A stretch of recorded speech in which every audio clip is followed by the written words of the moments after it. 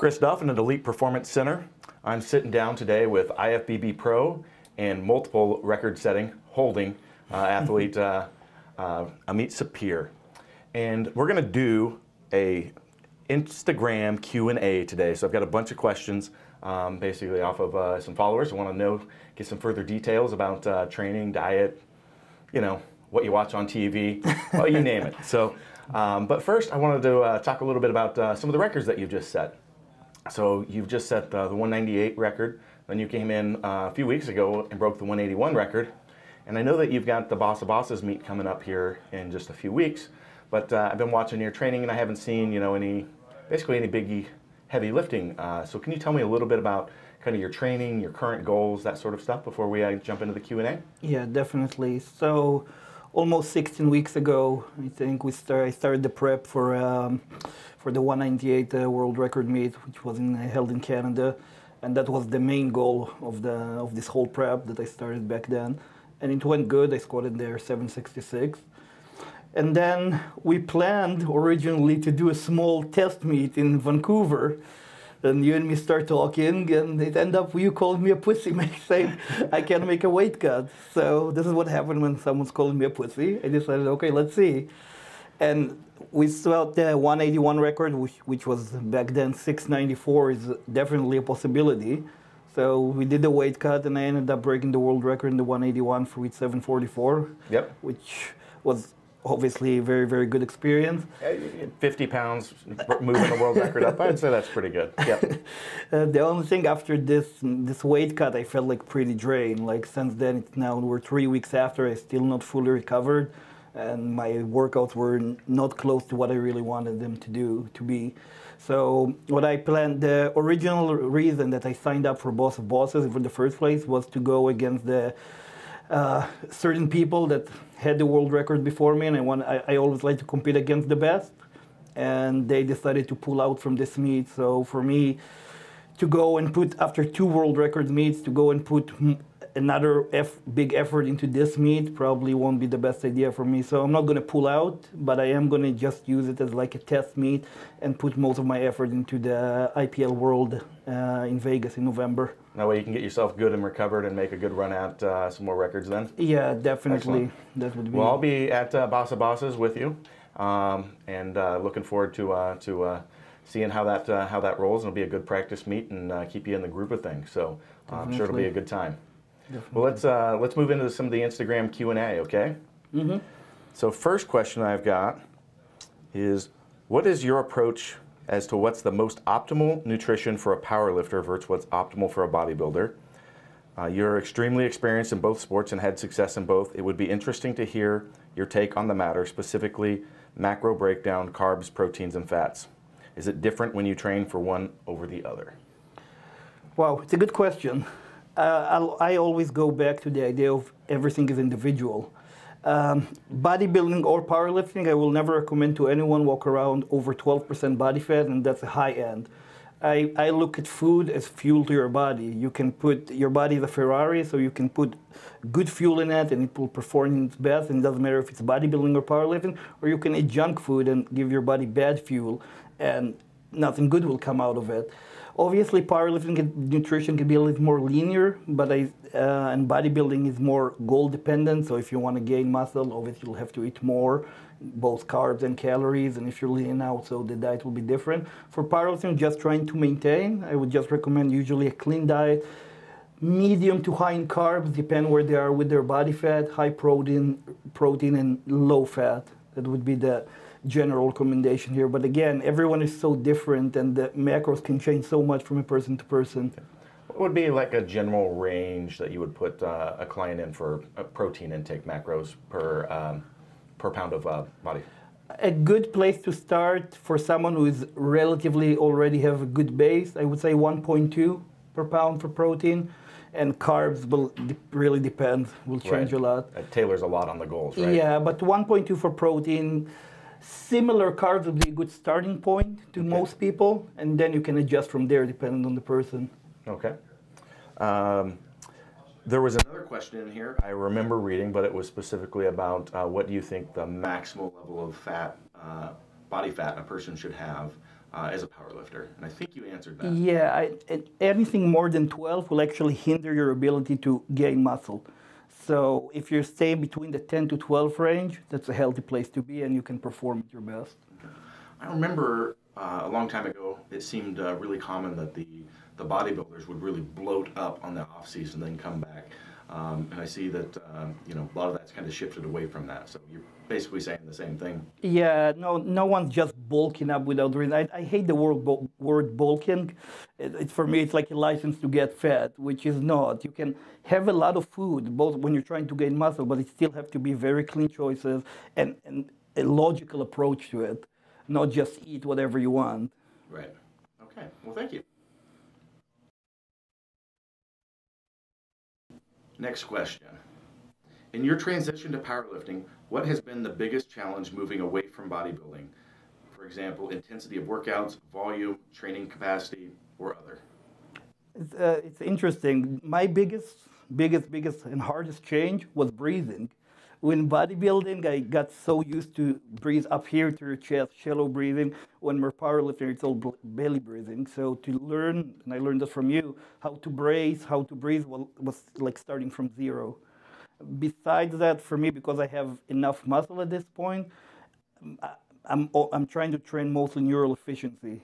So I lowered my reps, lowered my volume significantly compared to what I use in bodybuilding. Yeah. So that's exactly what we work back and forth on. I remember when we first started working through that, and I'm like working on trying to show you how to breathe in there, and you're like, no, that's the opposite of what I do. I'm like, yes, I know. But it's paid off. So. Oh yeah, definitely. All right. Now I can't think of breathing in any other way. What are some of the differences when training for a meet versus a bodybuilding show? Do you have a bodybuilder type training during your meet prep and vice versa? I still incorporate a lot of hypertrophy training in all my powerlifting training, but when I prepare for a meet, it usually will be the competition movement, obviously, another very similar accessory to it, and then probably another 2 to 3 bodybuilding movement in the higher rep range. I do believe you can combine both hypertrophy and strength training. There's no question for me about that. The only thing that will change mostly would be the rep ranges. So the closer I'll get to the meet, the rep ranges will go down and the weight will go up. And if I'm far away, so it will be more similar to hypertrophy training. It's funny because when I trained to bodybuilding, I still did something very similar, just with a little bit higher rep range. Like my first movement was always heavy. It would still be heavy squat, but instead of doing like 5 sets on 3, I would do like 10, 8, 6, 4, 2, and a 20. But I still always touch like the low reps. I think this is one of the reasons I could do a good transition into powerlifting. Yeah, I would say that your training style, yeah, pretty mimics, I think, a lot of successful people. I mean, there's a lot of powerlifters that to build the size, they've got to put in the work, you know. Myself, I do my core movement and I have, you know, like 3 assistance movements that I do, and I do a bodybuilder style. But it follows my training knows I do a lot of hypertrophy work. I think people forget sometimes that you can be so neural efficient, but in the end of the day, muscle moves weight. Not fat, not your brain. The muscle is what eventually moves the weight. So you need to practice both qualities. You need to be very neural efficient, but you also need to actually have the muscle, and they're going hand in hand. You can't just practice one thing and forget from the other. Absolutely, you have to have both, and that's like when we first started working together, and that was something for you to get used to that neural training again, because you were like, I'm not training, you know, heavy enough or frequent enough. I'm like, you're plenty strong. We've got all the muscle that you need right now. We just need to get this neural adaptation, exactly. And you're going to hit some big numbers. And I think you were squatting around 700 then. I'm like, you're going to be an 800-pound squatter. And, you know, now you're squatting, you know, 750 at 181, and 800's coming up here pretty dang soon. So, all right. There's a question from a follower. I compete in the 198-pound weight class for powerlifting, but have been told that no one cares about this weight class as if unimportant. I'm comfortable in it and strong, but should I go up in weight or focus on breaking boundaries for this weight class? Didn't provide a lot of context, so I'm not sure if you'll be able to give a definitive answer, but I thought I'd throw it at you.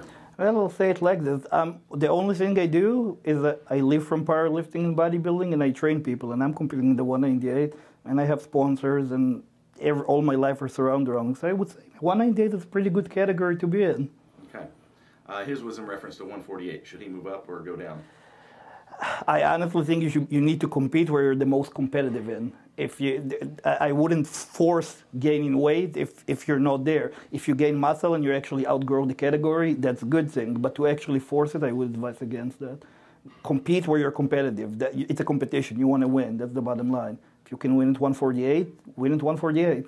All right, there you go, Daddy Deadlift. Some people say don't train your body to grind a lift. This seems counterintuitive at high weight. How to balance a grind strength and explosive strength? Are these on a continuum or are they opposing each other? It's a good question. I don't train grind purposely. If it happens, it happens. Like I think every rep you should try to be as explosive as fast as you can. But obviously in the heavier weight, some of them will be grind. And with time, you will learn how to grind reps too. But it's not something like, okay, I'm going to put like insane weight. I'm going to try to grind it just for grinding. If it's heavy enough, if it's a bad day and it happens, so be it. So when it will happen enough time, you will learn how to use it. But it's not something I would train specifically.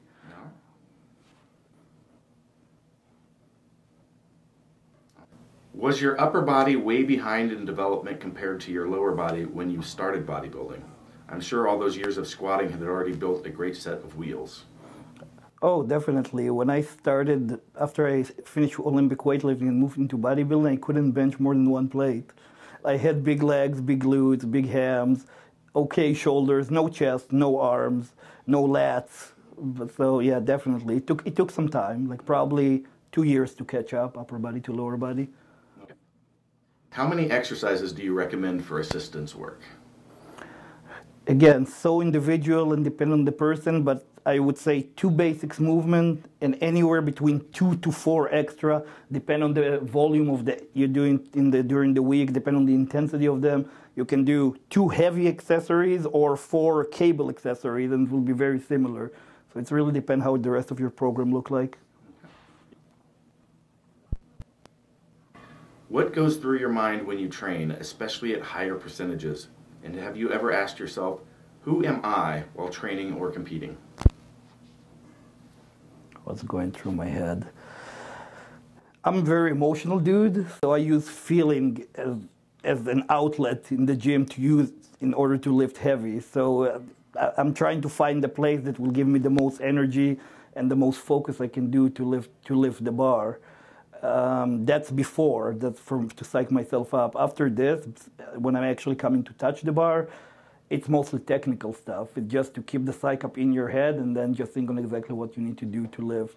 But I'm doing this for so many years now, it was always an outlet for me. Every time I'm in the gym, every time I'm training, that's what kept me sane for so many years. All right, I'm behind you with that.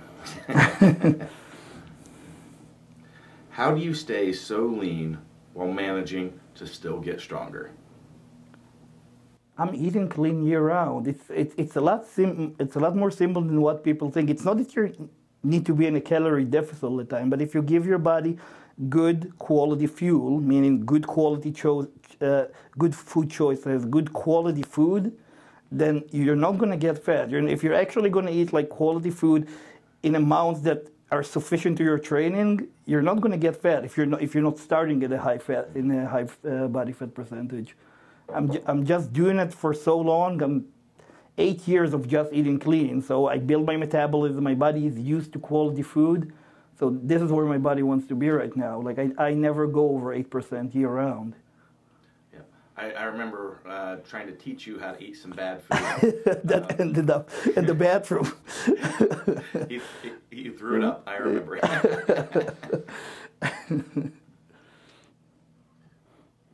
There are massive leaps from my 3 to 5 rep max to my 1 rep max.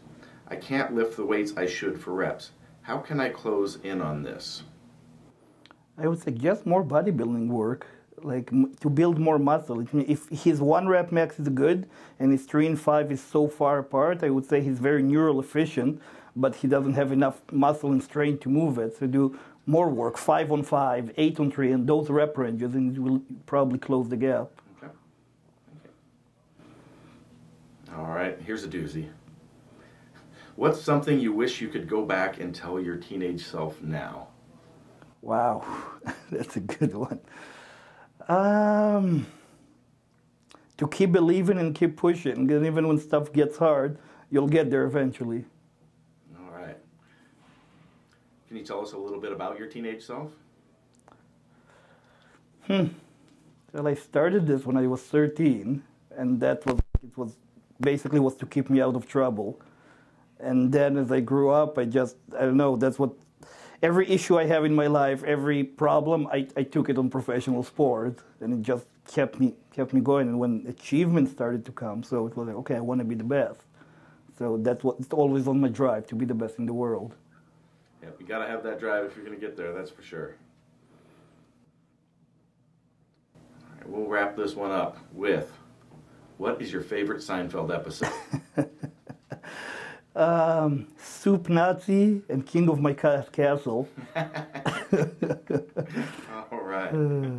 I wasn't sure if you would get that one, so you've nailed every question so far. So, I really appreciate your time sitting down and answering some questions for some fans. And, Thank you for having me again. Always a pleasure to be here in EPC. All right. All right. Thank you much, sir. Okay. Thank you. If you'd like to support the production of further content and maximize your athletic performance, check out kabukistrength.net. Our goal is to provide you with the tools and the methods to maximize your performance. There's constantly adding new products to our site, so please check it out. All that's left is for you to bring the attitude.